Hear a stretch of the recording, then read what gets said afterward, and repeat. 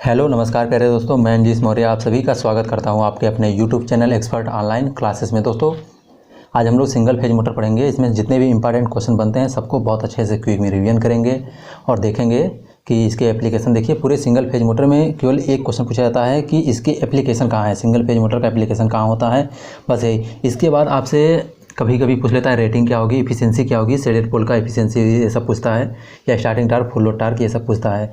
इससे ज़्यादा आपको सिंगल फेज में कुछ भी नहीं पूछेगा। और देखिए कभी कभी आपसे स्टेपर मोटर जो होता है, इसमें देखिए स्टेपर मोटर में आपको स्टेप एंगल निकालने के लिए आता है। तो इसमें नंबर ऑफ जो आपका स्टेटर पोल होते हैं या टीथ होते हैं और रोटर टीथ ये सब दिए रहते हैं, तो वहाँ से आप निकाल सकते हैं NS - NR upon NS × NR × 360 से, तो निकाल सकते हैं बिल्कुल आसानी से स्टेप एंगल निकालने के लिए। इसके बाद इसे देखिए पूरे मतलब सिंगल फेज मोटर ऐसे समझिए सबसे इंपॉर्टेंट है केवल एप्लीकेशन पर्पज़ से।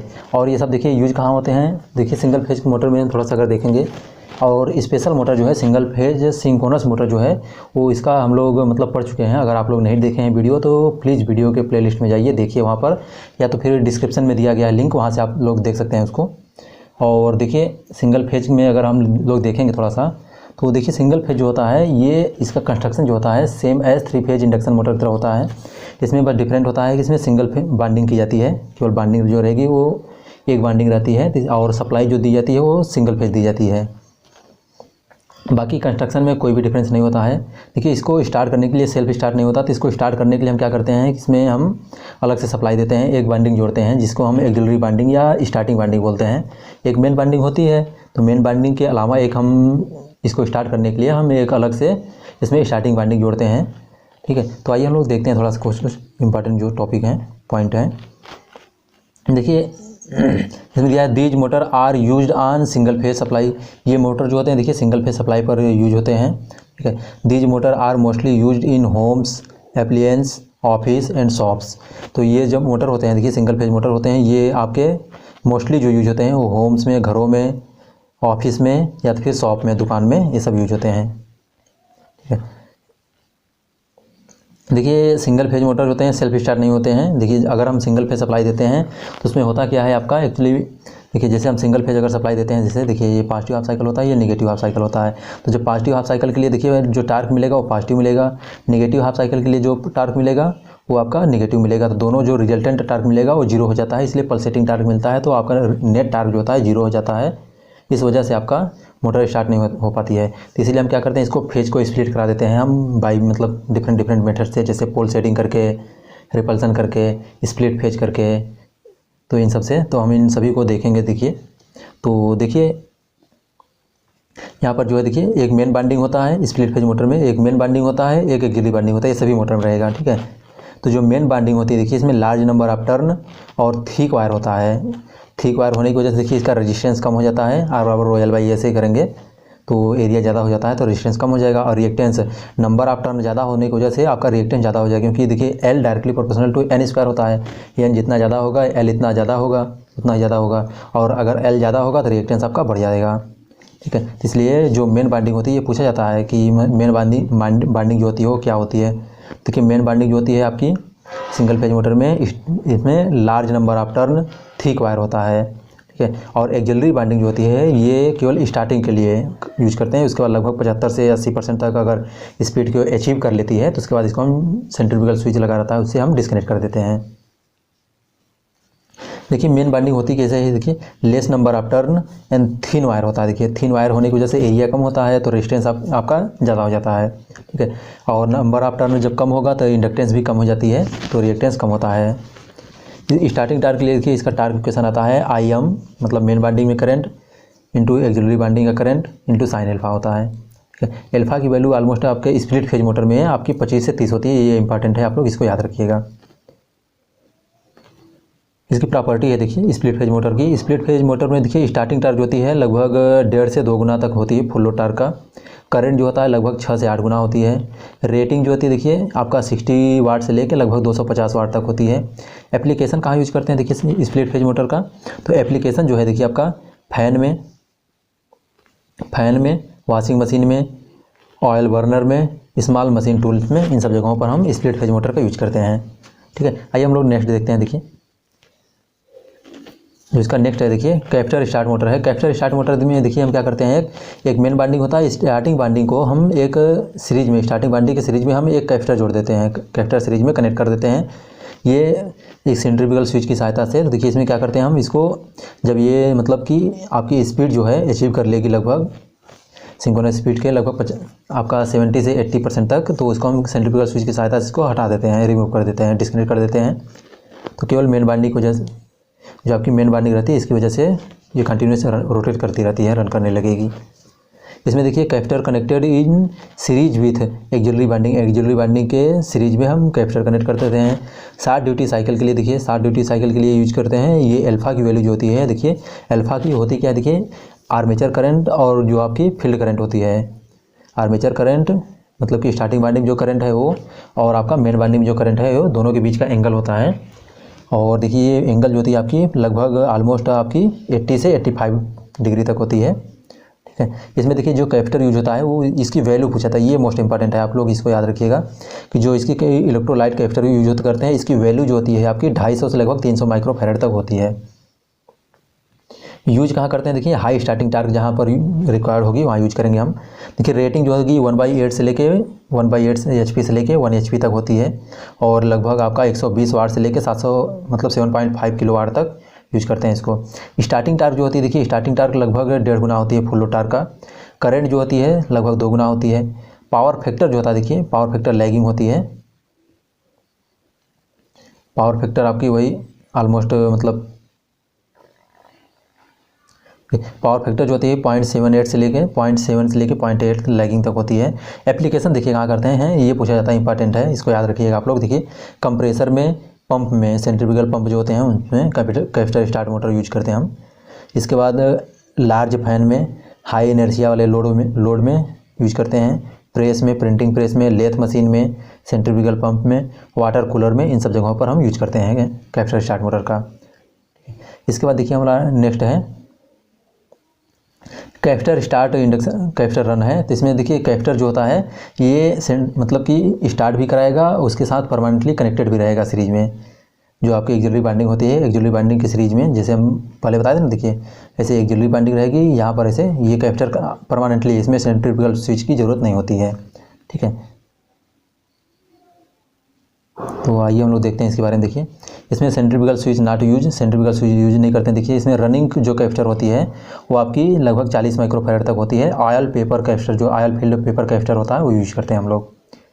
जो आपकी देखिए इसमें जो स्टार्टिंग कैपेसिटर होती है 60 ड्यूटी के लिए यूज करते हैं। इलेक्ट्रोलाइट कैपेसिटर होता है, इसकी वैल्यू जो होती है वही आपकी 250 से 300 माइक्रोफैराड तक होती है। एप्लीकेशन में देखिए इसका थोड़ा सा प्रॉपर्टी देखिए क्या है, जो कैपेसिटी होती है 1/8 या 1/4 या 1 HP तक ऑलमोस्ट होती है। स्टार्टिंग टार्क जो होती है 2.5 गुना होती है फुल लोड टार्क का। पावर फैक्टर जो होती है 0.9 से लेकर 1 लैगिंग तक होती है। नॉइज लेस ऑपरेशन में हम capacitor start, capacitor run motor का यूज करते हैं। इसके बाद देखिए नॉइज लेस ऑपरेशन में, कूलर में, ड्रिल मशीन में, फ्रिज में, AC में, जो रेफ्रिजरेटर होता है आपका, रिकॉर्डिंग प्लेयर में, इन सब जगहों पर हम capacitor start, capacitor run motor का यूज करते हैं। इसके बाद देखिए स्टार्टिंग टार्क के आधार पर हम लोग देखते हैं। देखिए सबसे ज़्यादा स्टार्टिंग टार्क जो होता है आपका कैपेसिटर स्टार्ट मोटर में होता है, लगभग 2.8 से लेकर लगभग 3.5 गुना तक होता है, 3.5 गुना टाइम्स तक होता है। इसके बाद देखिए आपका capacitor start, capacitor run motor होता है, इसका लगभग आपको 2.5 से लेकर 3 टाइम्स आप फुल लोड टार्क के होता है। और परमानेंट कैपेसिटर जो होता है वो आपका 2 से 2.5 गुना तक होता है, ठीक है। इसको आप लोग याद रखिएगा, पूछा जाता है कभी कभी। मेन देखिए सिंगल फेज से आप लोग केवल एप्लीकेशन पर्पज से सबसे इम्पॉर्टेंट है। और देखिए शेडेड पोल मोटर है। शेडेड पोल मोटर में देखिए इसमें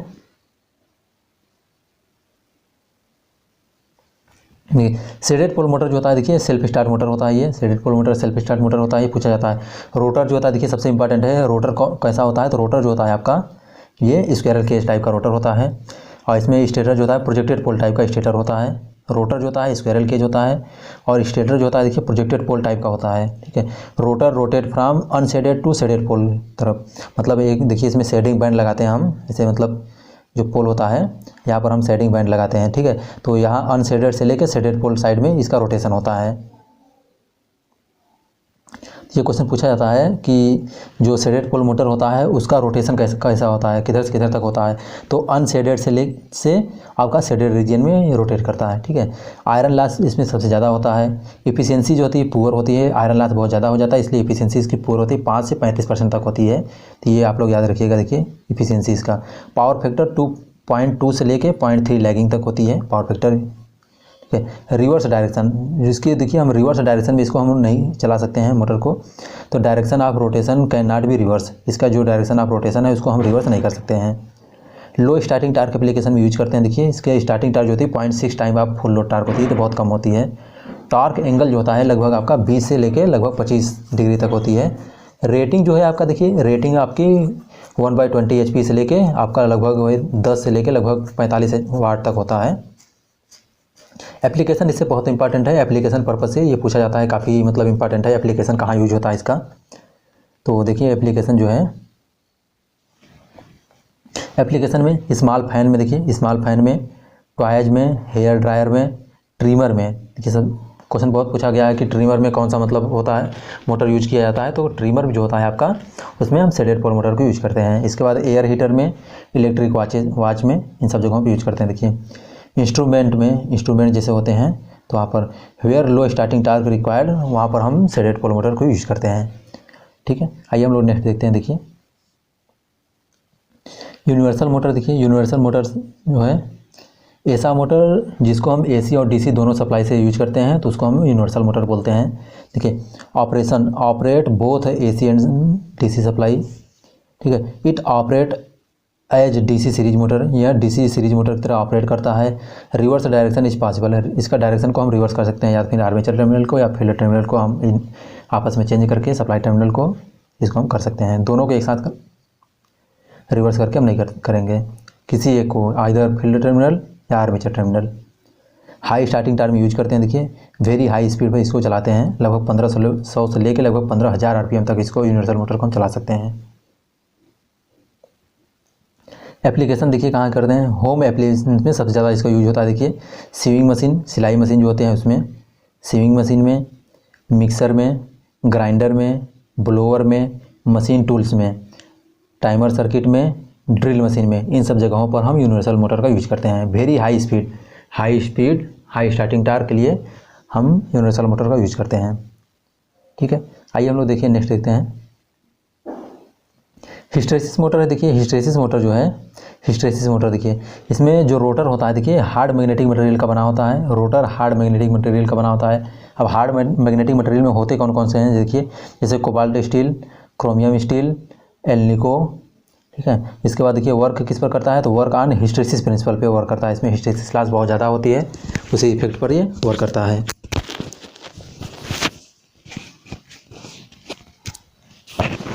इसके बाद देखिए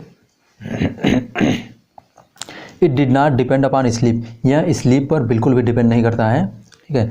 और any slot on the rotor, no any slot in the rotor, इसमें रोटर जो होता है, रोटर में कोई भी स्लॉट नहीं होता है, ठीक है। और कोई बाइंडिंग भी नहीं होती है। मतलब हिस्टेरेसिस मोटर जो होता है ऐसा मोटर है जिसमें न तो कोई स्लॉट्स होते हैं, न तो कोई बाइंडिंग होती है।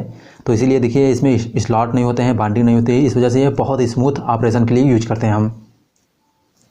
देखिए एप्लीकेशन कहाँ है, देखिए रिकॉर्डिंग प्लेयर में। देखिए रिकॉर्डिंग प्लेयर जो चलते हैं उसमें देखिए ज़रा सा भी नॉइज़ नहीं होता है, तो वहाँ पर स्मूथ ऑपरेशन के लिए यूज़ करते हैं। टैप रिकॉर्डिंग में। इसके बाद टाइमिंग डिवाइस में जैसे जो हमारा वॉचेज होते हैं, इन सब जगहों पर भी हम यूज करते हैं, ठीक है। आइए हम लोग देखिए रिलक्टेंस मोटर है। रिलक्टेंस मोटर देखिए, जो रिलक्टेंस मोटर होता है, देखिए रिलक्टेंस मोटर रोटर जो होता है same as squirrel cage motor की तरह होता है। इसका rotor less cost, less maintenance, no DC excitation और नो स्लीप रिंग रिक्वायर्ड होती है। देखिए जो रिलक्टेंस मोटर होता है इसमें सबसे मेंटेनेंस कास्ट सबसे कम होती है, इजी मेंटेनेंस होता है, DC एक्साइटेशन की रिक्वायरमेंट नहीं होती है, स्लीप रिंग की रिक्वायरमेंट नहीं होती है, तो इसी वजह से ये सस्ती होती है। कांस्टेंट स्पीड पे चलने वाली मोटर होती है। देखिए कांस्टेंट स्पीड एप्लीकेशन में यूज करते हैं इसका, और इसमें सेंट्रीफ्यूगल स्विच जो होता है वो भी यूज नहीं करते हैं हम, ठीक है। एप्लीकेशन देखिए कहाँ यूज करते हैं एप्लीकेशन में, देखिए सिग्नलिंग डिवाइस में, इलेक्ट्रिक क्लॉक में, फोनोग्राफी में, रिकॉर्डर में, इन सब जगहों पर यूज करते हैं हम इसका। देखिए principle of rotation can not be, या डायरेक्शन ऑफ रोटेशन जो है, direction of rotation can not be change, इसकी जो डायरेक्शन का रोटेशन होता है इसको हम चेंज नहीं कर सकते हैं। ठीक है दोस्तों, ठीक है दोस्तों, अगर देखिए वीडियो कंटेंट अच्छा लगता है तो आप लोग अगर चैनल पर नए हैं तो प्लीज़ वीडियो को लाइक कीजिए, चैनल को सब्सक्राइब कीजिए और बेल आइकन को प्रेस कर लीजिए, जिससे कोई भी अगर नोटिफिकेशन हम वीडियो अपलोड करते हैं तो आप पर नोटिफिकेशन जाए, आप लोग देखें।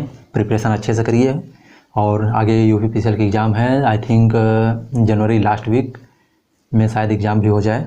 और आप लोग हमारे टेलीग्राम चैनल से जुड़ना चाहते हैं तो आप हमारे टेलीग्राम चैनल का लिंक वीडियो के डिस्क्रिप्शन में दिया गया है, आप लोग वहाँ से ज्वाइन कर सकते हैं टेलीग्राम पर।